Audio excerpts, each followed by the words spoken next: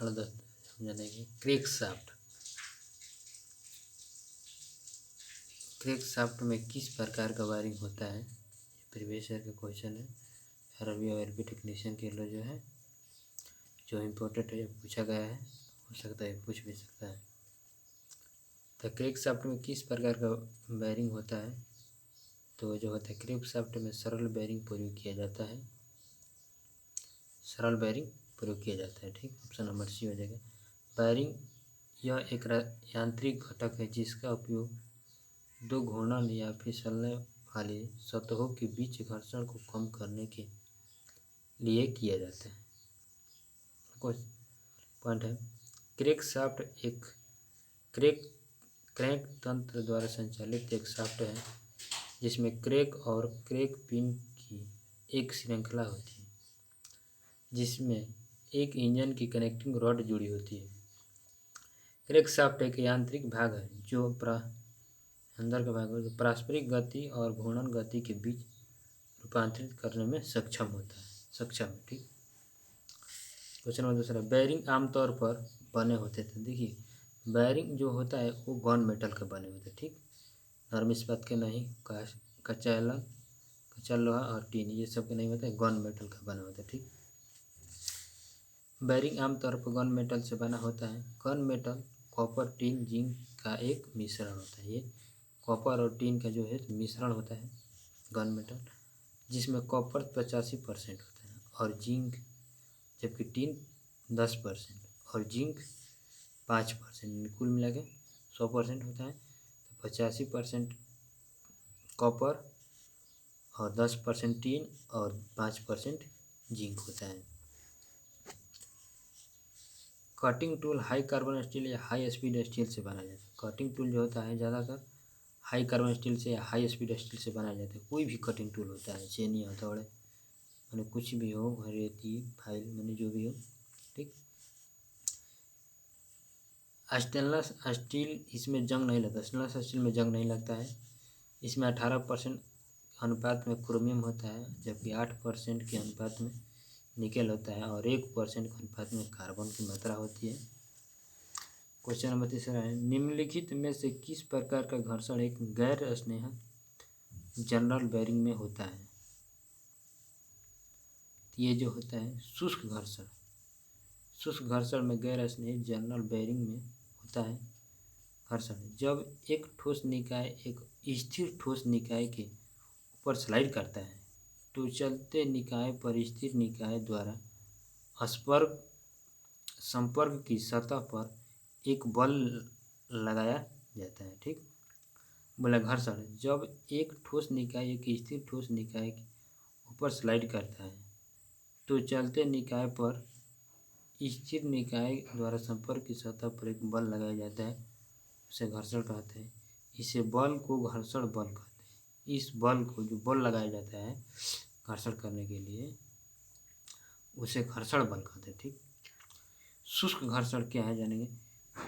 घर्षण जो दो सतहों के बीच मौजूद होता है जो स्नेहित नहीं होती है, इसे शुष्क घर्षण के रूप में जाना जाता है। स्थैतिक घर्षण क्या होता है, वस्तुओं पर जब काम करता है,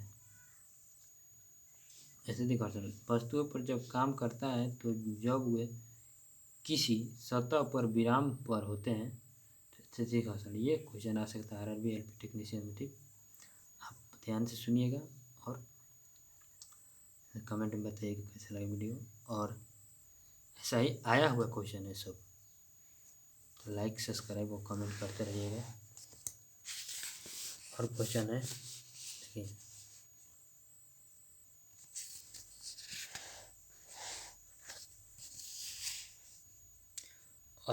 सर्पी घर्षण कहते हैं जो किसी सतह पर फिसलने पर वस्तुओं पर कार्य करता है। सर्पी घर्षण भी स्थिर घर्षण की तुलना में कमजोर होता है। जो सर्पी घर्षण जो होता है घर्षण की तुलना में कमजोर होता है, इसमें मैंने कम घर्षण होता है। रोलिंग घर्षण क्या होता है, यह घर्षण है जो किसी सतह पर लुढ़कने पर वस्तुओं पर काम करता है। जैसे लुढ़क गया, जैसे गेना है, तड़का से टच पड़ गया वो डगरने लगेगा, उसी को रोलिंग घर्षण कहते हैं। ठीक, अगला क्वेश्चन है, निम्नलिखित में से कौन सी बेयरिंग में सिंथेटिक सामग्री नहीं होती है? तो सिंथेटिक सामग्री जो होती है वो पीतल में नहीं होती है। ठीक, सिंथेटिक सामग्री नहीं होती पीतल में। बेयरिंग में सिंथेटिक सामग्री पीतल नहीं है। सिंथेटिक फाइबर मानव निर्मित फाइबर है, उनमें से अधिकांश पेट्रोकेमिकल्स नाम कच्चे माल से तैयार किए जाते हैं। सभी फैब्रिकेस फाइबर प्राप्त किए जाते हैं, जबकि फाइबर कृत्रिम या मानव निर्मित स्रोतों से प्राप्त किए जाते हैं। इनमें एक छोटी इकाई या एक बहुलक होता है जो कई दोहराई जाने वाले इकाइयों से बनता है, जिसे मोनोमर्स के रूप में जाना जाता है। कहते हैं इनमें एक छोटी इकाई या एक बहुलक होता है जो कई दोहराई जाने वाली इकाइयों से बनता है, जैसे मोनोमर्स, जिसे मोनोमर्स के रूप में जाना जाता है। अगला पॉइंट है, ये नायलॉन, एक्रिलिक, पॉलीयूरेथेन या और पॉलीप्रोपाइलीन शामिल है। क्वेश्चन नंबर 5, उच्च गति के लिए निम्नलिखित में से कौन सी बेयरिंग उपयुक्त होती है? तो उच्च गति के लिए जो होती है वो बॉल बेयरिंग, माने ज़्यादा स्पीड के लिए बॉल बेयरिंग प्रयोग हो जाती है। ये भी RRB LP टेक्नीशियन 2000 से पूछा गया है। देखिए, हाई स्पीड स्टील के लिए उच्च गति के लिए बॉल बेयरिंग का प्रयोग किया जाता है। बॉल बेयरिंग का अधिकतर प्रयोग किया जाता है। ये हल्के लोड के साथ उच्च स्पीड के प्रयोग में लाए जाते हैं। जहाँ पर ज़्यादा घर्षण होता है वहाँ पर बॉल बेयरिंग का प्रयोग होता है। जहाँ पर घर्षण ज़्यादा होता है, पूछ देगा सबसे ज़्यादा घर्षण वाला बेयरिंग कौन होता है? तो बॉल बेयरिंग। ठीक, बेयरिंग में आउटर रेस स्थिर रहता है। बेयरिंग जो आउटर रेस होता है और स्थिर रहता है। आउटर रेस एक इनर रेस एक बाहर होता है। उसे आउटर रेस जो होता है, पूछ देगा आउटर रेस क्या होता है? तो स्थिर रहता है। क्वेश्चन नंबर 6 है, निम्नलिखित में से कौन सी घर्षण रोधी बेयरिंग नहीं है? रोधी बेयरिंग, तो थ्रस्ट बेयरिंग जो है रोधी बेयरिंग नहीं है। थ्रस्ट बेयरिंग घर्षण रोधी बेयरिंग नहीं होती है। थ्रस्ट बेयरिंग का प्रयोग शाफ्ट के अक्ष के अनुरूप भार लोड को सहने के लिए किया जाता है। घर्षण रोधी बेयरिंग में धातु की सतह एक दूसरे पर नहीं फिसलती, बल्कि उनके बीच में कुछ बाल अथवा रोलर घूमते हैं। ठीक, बॉल बेयरिंग घर्षण रोधी बेयरिंग है। इनका बोले बॉल बेयरिंग जो होते हैं घर्षण रोधी बेयरिंग है। इनका जीवन काल बहुत अधिक होता है घर्षण बेयरिंग का, बॉल बेयरिंग है। ठीक, बेयरिंग बुश किसके बने होते हैं? बेयरिंग बुश जो होते हैं किसके बने होते हैं? तो बेयरिंग बुश जो होते हैं वो गन मेटल यानी गन धातु के बने होते हैं। ठीक,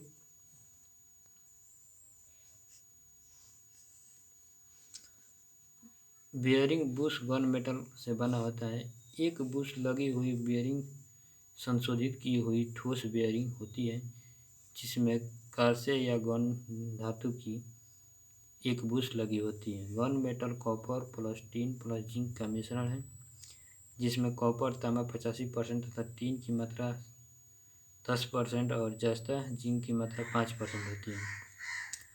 पीतल तांबा प्लस जस्ता का मिश्रण, जिसमें तांबा 70% और जस्ता जो होता है 30%। तो तांबा किससे बनता है? पीतल, तांबा और जस्ता से पीतल बनता है, जिसमें 70% क्या होता है? तांबा और 30% जिंक होता है। ठीक, कांसा यानी ब्रोंज मेटल तांबा प्लस टीन का मिश्रण होता है, जिसमें तांबा 90% और टीन 10% होता है कांसा में, इसे ब्रोंज कहते हैं। अगला क्वेश्चन नंबर 8 शाफ्ट के बेयरिंग के अंदर अतिव्याप्ति आर्म को कहा जाता है जनरल।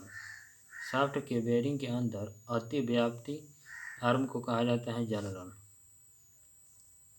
धुरी या तकले शाफ्ट के उस भाग को जो बेयरिंग पर रखा जाता है उसे जनरल कहा जाता है। धुरी या तकले शाफ्ट के उस भाग को जो बेरिंग पर रखा जाता है उसे जनरल कहा जाता है। जर्नल धारुक होल्डर के भीतर घूमती रहती है और इस प्रकार एक धारुक धुरी का भार और दूसरे उस पर डाले हुए बलों को सहन कर सकती है तथा धुरी को बिना किसी रुकावट के घूमने का अवसर देती है। ठीक, देखिए, जनरल धारुक होल्डर के भीतर घूमती रहती है और इस प्रकार एक धारुक धुरी का भार है और दूसरे उस पर डाले हुए बलों को सहन कर सकती है तथा धुरी को बिना किसी रुकावट के घूमने का अवसर देती है। किसी मशीन का बेरिंग ऐसा भाग है, बेरिंग से धारुक कहते हैं बेरिंग, ऐसा भाग जिस पर मशीन के चलने से हर समय भार रहता है और धुरी शाफ्ट के घूमने के कारण बेरिंग कुछ न कुछ खींचता ही रहता है।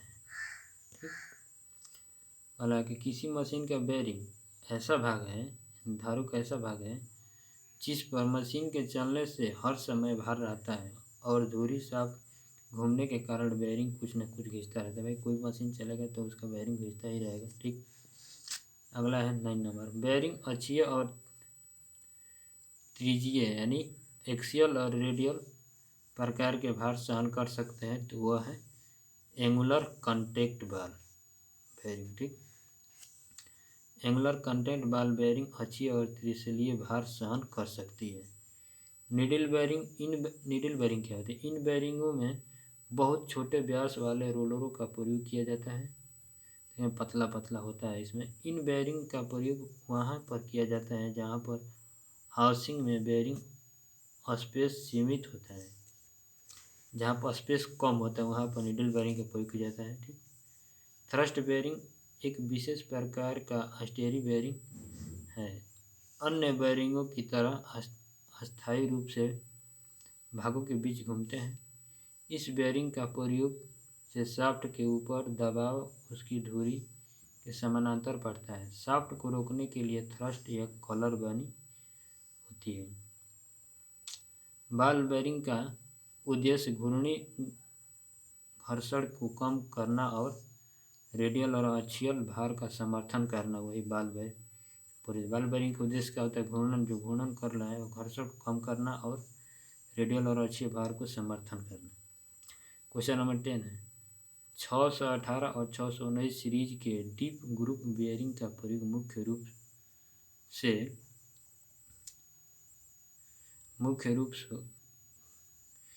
त्रिज्यीय भार को ले जाने के लिए किया जाता है। त्रिज्यीय भार वाला ऑप्शन में भी होगा। जब 1618 और 1619 सीरीज के डीप ग्रुप बेरिंग का प्रयोग मुख्य रूप से त्रिज्यीय भार को ले जाने के लिए किया जाता है। और दोस्तों वीडियो अच्छी लगी तो लाइक शेयर और कमेंट करना। वीडियो कैसी लगी